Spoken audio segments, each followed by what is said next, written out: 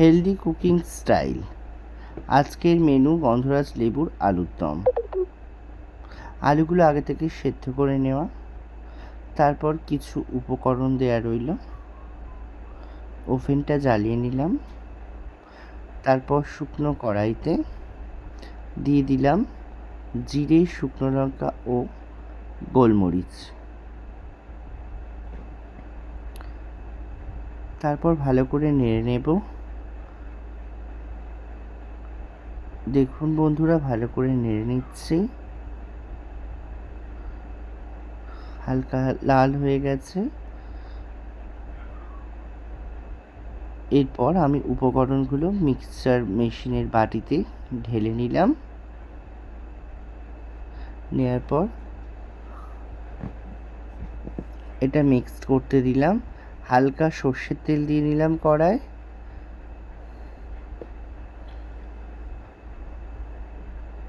তারপর তেজপাতা, দারুচিনি আর সামান্য একটু গোটা জিরে দিয়ে দিলাম। তারপর হালকা নেড়েচেড়ে সিদ্ধ করা আলুগুলো দিতে থাকলাম।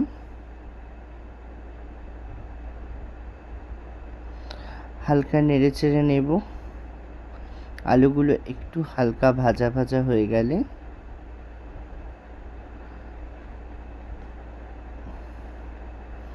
তারপর দিয়ে দেব ক্যাপসিকাম। ক্যাপসিকামটা আপনারা আপনাদের পরিমাণ মতোই দিতে পারেন।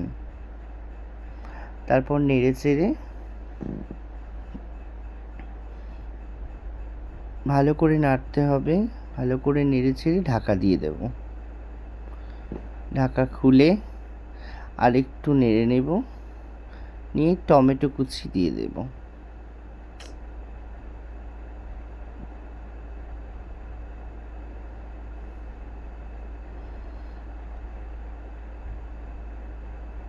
তারপর ঢাকা দিয়ে দিলাম।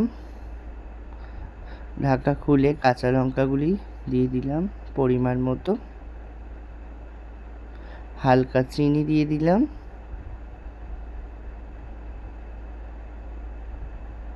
নুন পরিমাণ মতো দিয়ে দেব।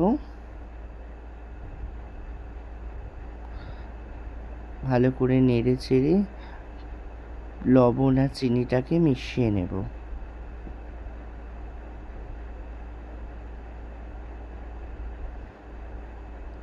তারপর একটু চাপা দিয়ে দিলাম। তারপর দিয়ে দেব চাল মগজ আর কাজু বাদাম মিক্সচার বাটিতে। সামান্য একটু জল দিয়ে দিলাম। তারপর ঢাকনা খুলে নেব। খুলে নিয়ে হালকা নেড়ে চেড়ে দিয়ে দেব টক দই পরিমাণ মতো।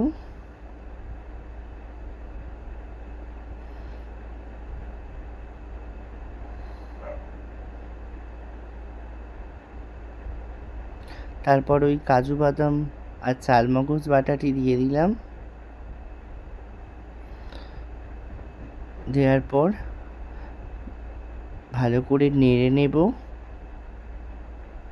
যেন প্রত্যেকটি উপকরণ আলুর সঙ্গে ভালো করে মিশে যায়। তারপর সামান্য একটুখানি জল দিয়ে ভাজা মশলাটি দিয়ে দেব। তারপর ধনেপাতা আর কাসুরি মেথি সুন্দর করে গুছিয়ে দিয়ে দেব। দিয়ে ভালো করে নেড়ে নেব। দেখতেই পাচ্ছ বন্ধুরা, কি সুন্দর দেখতে হয়েছে। তারপর সামান্য একটু জল দিয়ে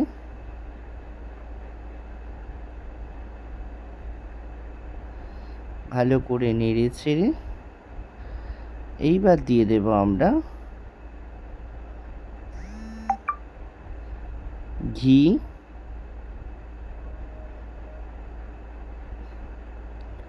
পরিমাণ মতো গরম মশলা সানরাইজের,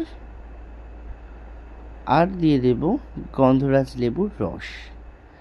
এটাই তো মজা, কি সুন্দর খেতে লাগবে। টক মিষ্টি ঝাল সুস্বাদু আলুর দম। চাপা দিয়ে দিলাম, দিয়ে ভালো করে নাড়াচাড়া করে দেখুন বন্ধুরা কি সুন্দর হয়ে গেছে দেখতে। এবার আমি সার্ভ করে দেব।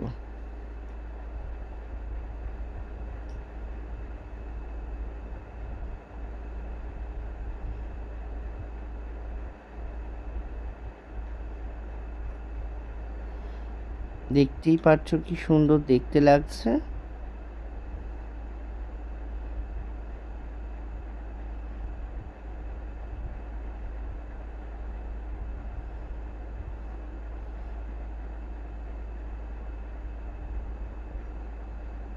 এই হয়ে গেল সুস্বাদু গন্ধরাজ লেবুর আলুর দম।